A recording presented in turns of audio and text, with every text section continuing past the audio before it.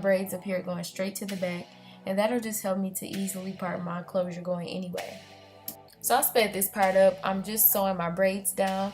And the reason I'm saying this is a new method is because I'm trying out a new braiding pattern. Normally I do my braids like going down from a part, and you can see that in my first lace closure sewing video of how I normally do my braid pattern. But I've chose to do this braid pattern because this is the same pattern that you would do with the frontal, except for everything will be going straight back. But with the frontal, you can part it any which way. It looks super natural. So I thought, you know, like, why not try this with the lace closure?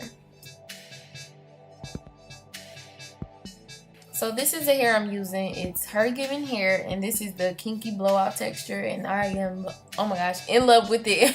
If you want to see how I highlighted it, just check out my previous video. I did an unboxing and I showed you how I got these highlights. So to start, you just want to get your thread attached to a braid.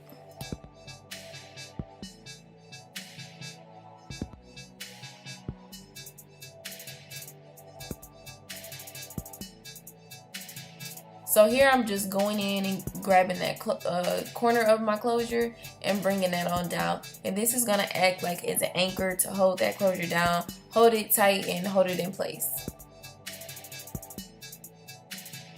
Now this was an extra step I did. I actually forgot to do it before I started sewing, but I'm just plucking out hairs from the front so that it doesn't look so wiggy, and it just helps to make it look more natural.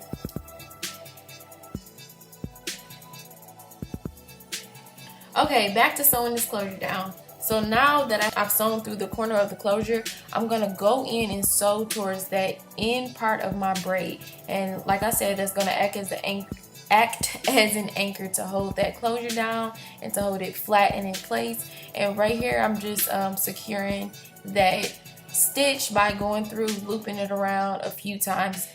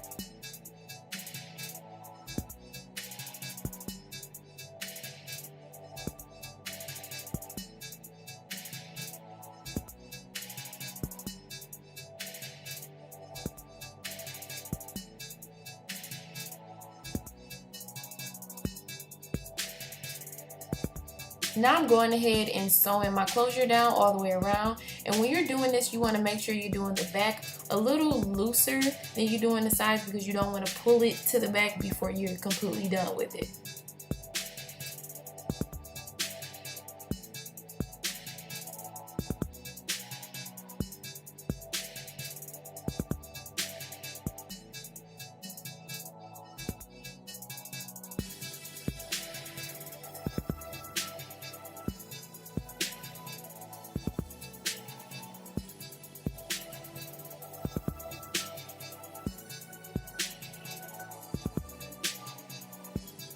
Here I'm doing a part where my braid is, and as you can see, I kind of like lifted it up to see where the braid was.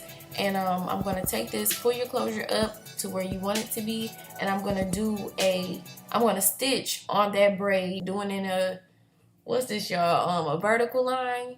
Yeah. So I'm doing like a vertical type of movement, making sure to start from the back of the closure to the front.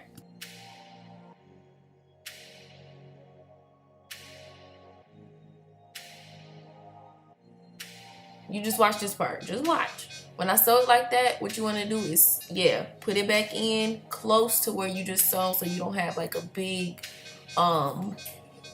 piece of thread like right there, and most of the thread is like underneath, if that makes sense.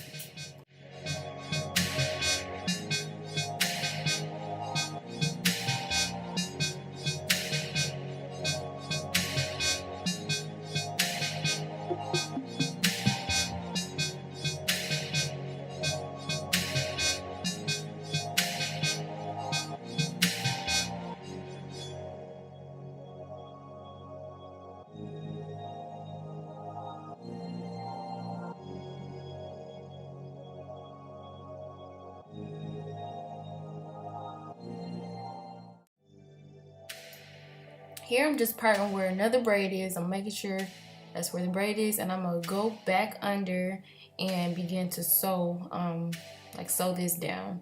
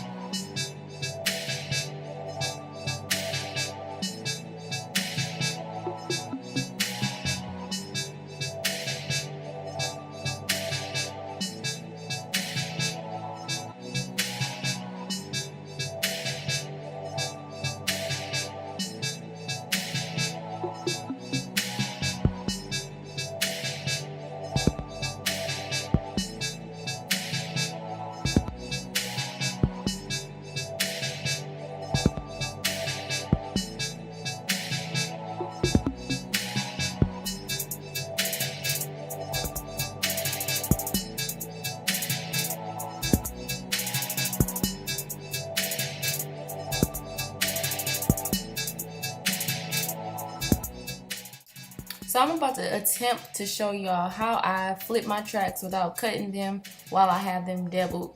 So I just take the track that is on the bottom and I continue that, up to the side, and that's the track that I'm going to be flipping back.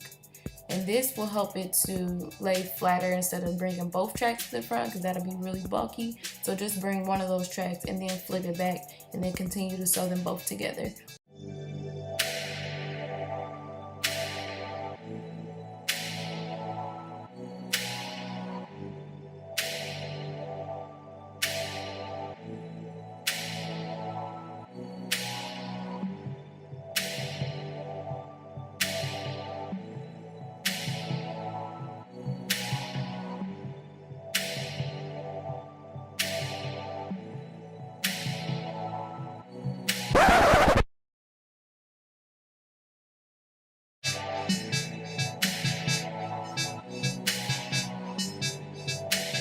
So here you just want to spray down your closure, that way it can lay flat and part it where you need it to part. I feel like any closure with any lace closure can be a free part closure, because all you have to do is spray it with water, part it, and customize that part to how you want it to be. So here I'm just parting it, and then I'm gonna start ripping hairs out. You want to do like maybe a couple strands at a time, just so you don't rip your closure. So this will help to widen that part, and it helps to make it look like 100 times more natural.